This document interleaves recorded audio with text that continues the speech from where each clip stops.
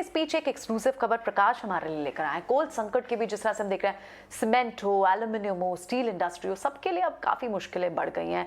Non power sector को भी कोयला सप्लाई में रिकॉर्ड कटौती कर दी गई है। तो कोल क्राइसिस जहां पर हम देख रहे हैं इंडस्ट्री के लिए, रेसिडेंशियल के लिए बिजली का क्राइसिस है, उसी तरह से इस सेगमेंट के लिए भी। एक्सक्लूसिव खबर, डिटेल्स प्रकाश प्रियदर्शी के पास है। प्रकाश से समझते हैं। प्रकाश, बताएं पूरी खबर।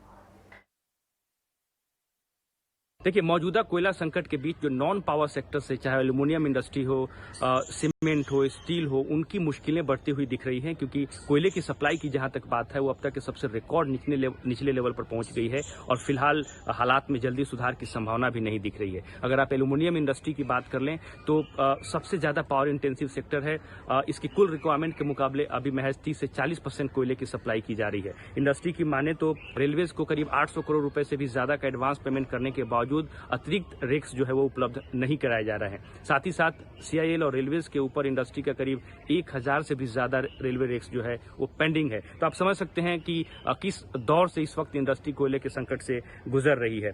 कैप्टिव पावर प्रोड्यूसर्स ने इस मसले पर रेलवेज के साथ बैठकें की है, रेलवे रेक्स में बढ़ोतरी की मांग की है, क्योंकि एक तरफ जहां जो पावर इंडस्ट्री है, जो पावर सेक्टर्स है, उसको 400 से भी ज्यादा रेलवे रेक्स उपलब्ध कराए जा रहे हैं, जबकि नॉन पावर सेक्टर्स के लिए इसमें बढ़ोतरी नहीं की जा रही है। आलम यह है कि इंडस्ट्री को अपनी जरूरतें पूरी करने के लिए ग्रिड के थ्रू बिजली खरीदनी पड़ रही है और एल्यूमिनियम इंडस्ट्री ने पिछले दिनों करीब 1000 मेगावाट से भी ज्यादा बिजली की खरीद ग्रिड के जरिए की है।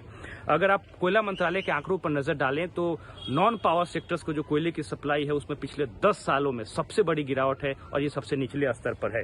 अगर आप नॉन पेंडेमिक ईयर से इसकी तुलना करें तो वित्त वर्ष 2020 के मुकाबले वित्त वर्ष 2022 में कोयले की सप्लाई जो उसमें 28% की कमी देखने को मिल रही है, क्योंकि इस वक्त सरकार ने ही पावर सेक्टर्स को प्राथमिकता देने की बात की है। लिहाजा इस बात की संभावना बेहद कम है कि जल्दी नॉन पावर सेक्टर्स के लिए हालात में सुधार देखने को मिलेंगे। और ये स्थिति अभी नहीं पैदा हुई है, ये स्थिति पिछले साल सितंबर से है। तब से लगातार नॉन पावर सेक्टर्स जो है पर्याप्त कोयले की सप्लाई की मांग कर रही है और अभी तक कोयले की पर्याप्त सप्लाई जो है नहीं की जा रही है।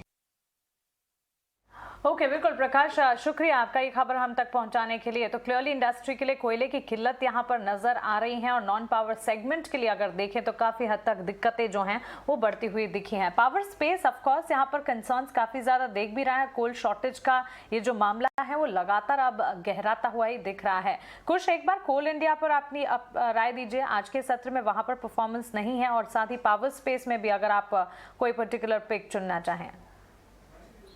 देखिए, ओवरऑल स्ट्रक्चर जो था for the last couple of months, coal India का नेगेटिव ही चल रहा था, एक रेंज बाउंड में था और इसका डाउनवर्ड ब्रेकडाउन देखा था हमने। लेकिन अगर मैं पिछले कुछ सेशंस की बात करूं तो 185 और 180 का जो जोन है, इसके आसपास एक अच्छा बेस बना के कोल इंडिया हल्के से अप ट्रेंड की कोशिश कर रहा है। अब इसे इतना स्ट्रॉन्ग मोमेंटम में ये नहीं कहूंगा, क्योंकि इंडिकेटर्स इसके न्यूट्रल टू पॉजिटिव हैं और अपने 20-डे मूविंग एवरेज के नीचे ट्रेड कर रहा है। So this is an attempt to recover, लेकिन अभी भी इसमें कोई ऐसा बड़ा मोमेंटम आता हुआ नहीं दिख रहा है। मेरा सुझाव रहेगा कि अगर किसी के पास ये स्टॉक लॉन्ग पोजीशन में है तो आप इसे 180 के जो जोन्स हैं इसके आसपास स्टॉप लॉस बना के होल्ड करिए। अगर स्टॉक पिक की बात करें तो एक स्टॉक है विच इज टोरेंट पावर, हम कल भी ये डिस्कस कर रहे थे। देखिए, ओवरऑल पावर सेक्टर में कुछ आईटी जैसा फ्लेवर आ रहा है अभी कि जो सेलिंग आ रही थी वो शायद ओवरडन हो रही है। टोरेंट पावर की अगर मैं पर्टिकुलरली बात करूं तो काफी समय से इसमें कंसोलिडेशन दिख रहा था और अब एक ब्रेकआउट आ रहा है।